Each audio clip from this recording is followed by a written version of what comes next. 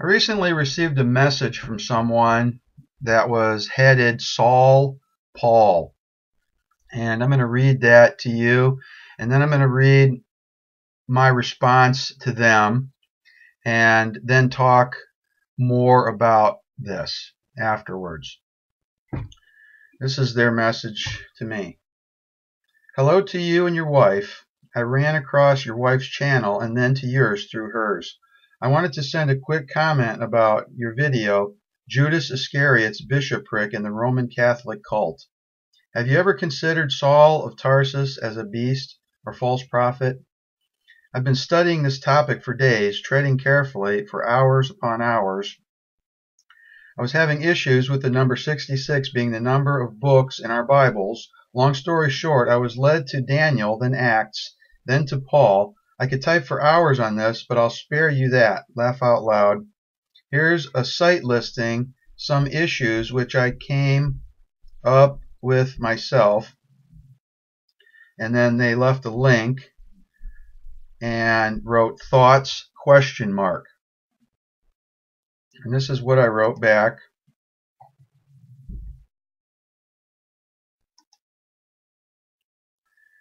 If Paul is a false prophet, then Peter is one also, because he backed Paul. 2 Peter 3:15 and 16. An account that the long suffering of our Lord is salvation, even as our beloved brother Paul also, according to the wisdom given unto him, hath written unto you, as also in all his epistles, speaking in them of these things, in which are some things hard to be understood, which they that are unlearned and unstable wrest, as they do also the other scriptures, unto their own destruction. And then I wrote after that, the beast was and is not, as written in Revelation chapter 17. And I got Solomon pegged as both the second beast of Revelation 13 and the fourth beast of Daniel 7. And then I put two Bible verses, Revelation 13:18. Here is wisdom. Let him that hath understanding count the number of the beast. For it is the number of a man, and his number 666. 1 Kings 10:14. Now the weight of gold that came to Solomon in 1 year was 666 talents of gold.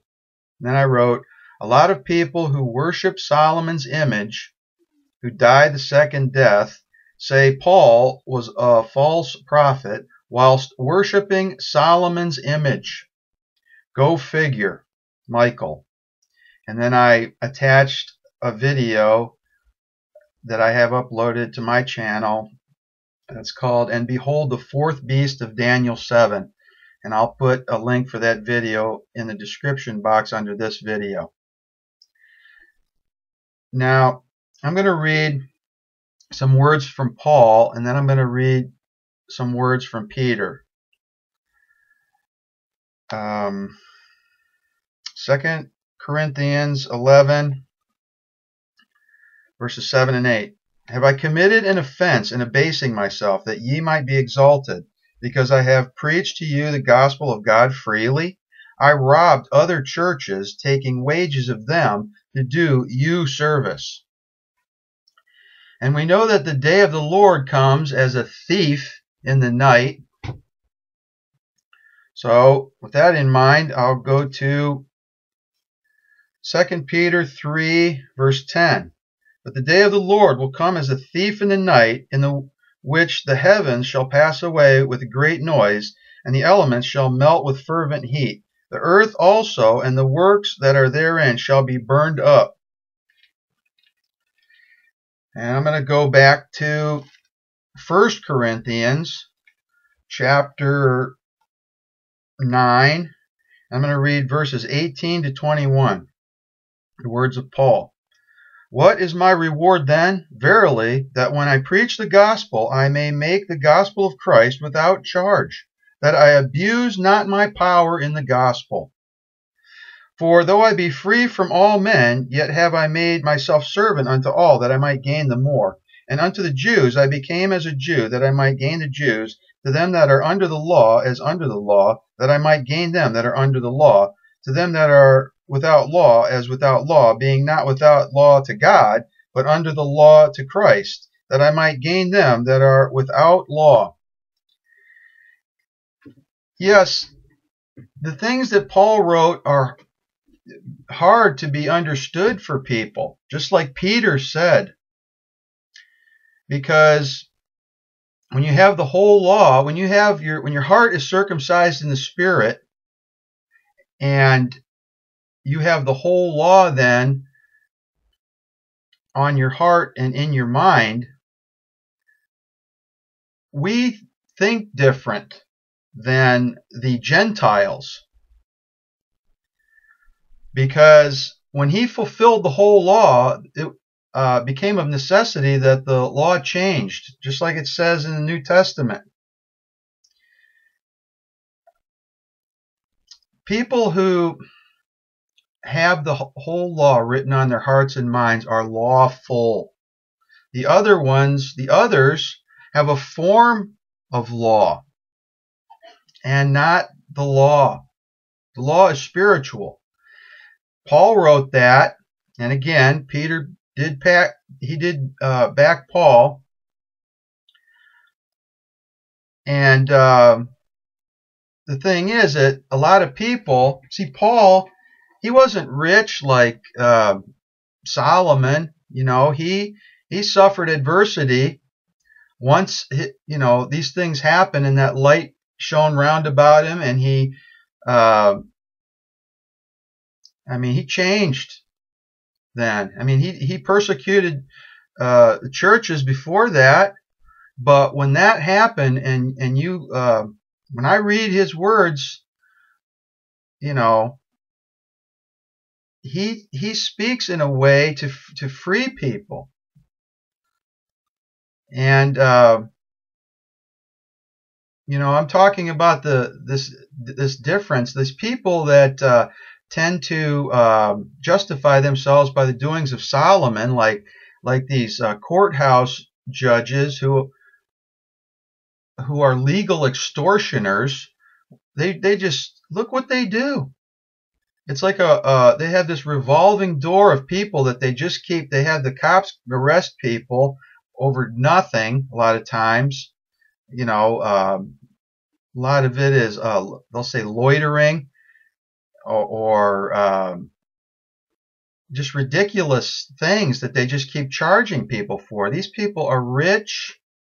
These courthouse judges, those transgress the law. Those are law transgressors. Christ has become of no effect unto them who are justified by the law, just like it says in the New Testament. Again, these are Paul's words. It's the poor of this world. Who said that inherit the kingdom? And in the book of James, woe to the rich men.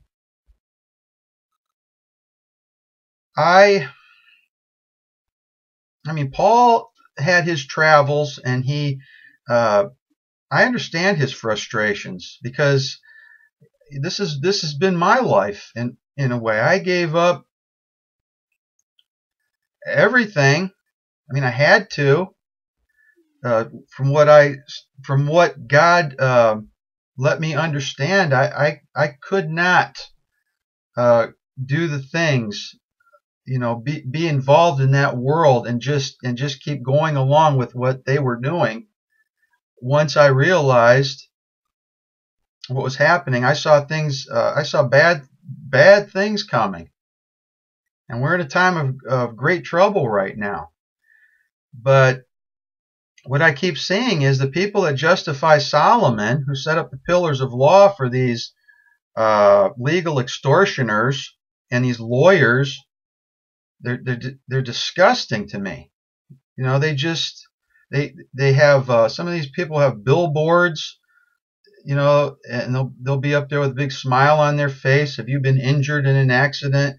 This or that, and then they charge people a third or 2/3 or whatever it is, ridiculous amount. They're just exploiting people under the law, big time.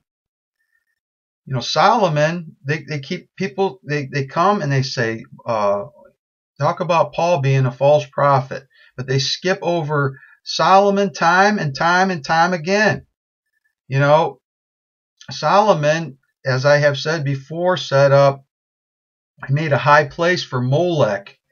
And if you go and read what Moses wrote about Molech in Leviticus, especially in chapter 20, verses 1 to 5, talks about how if anyone give of his seed unto Molech, they shall be put to death. And the person who hides their face from that man and doesn't put him to death, God will cut them off.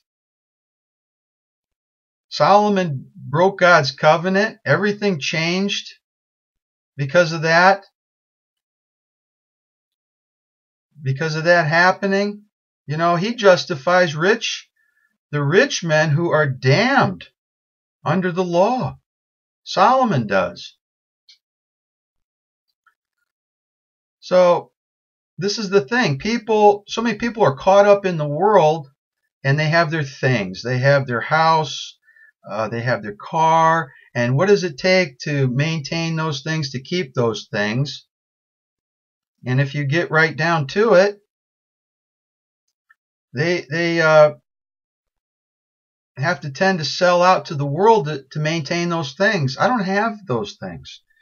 I have a computer in front of me that I've used for a while. I have some basic things, but my wonderful wife and I, for several years, have gone around wherever God has led us, and He's provided places for us to stay and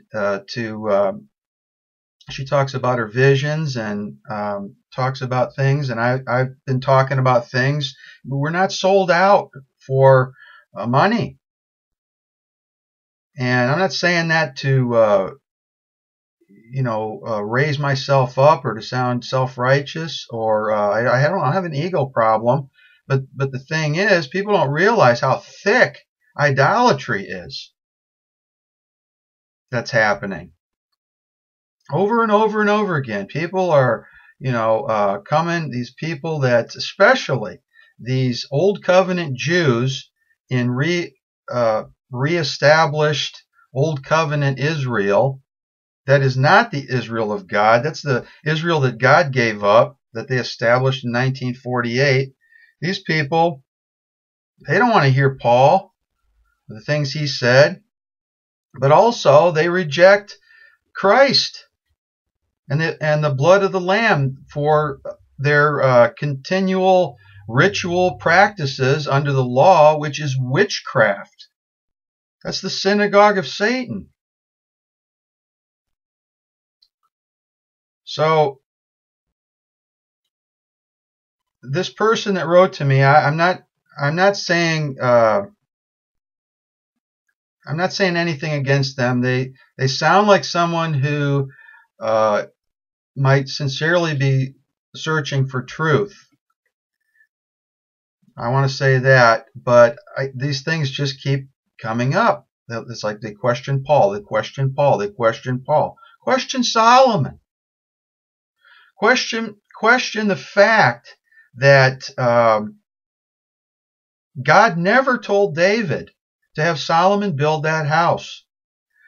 As I have mentioned many times before, you read in 2 Samuel chapter 7, God said, after you sleep with your fathers, I will set up the seed after you. And the house that he was talking about is a spiritual house. It talks about in the New Testament.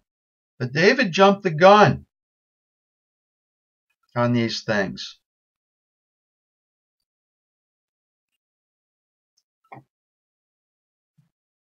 Thank you.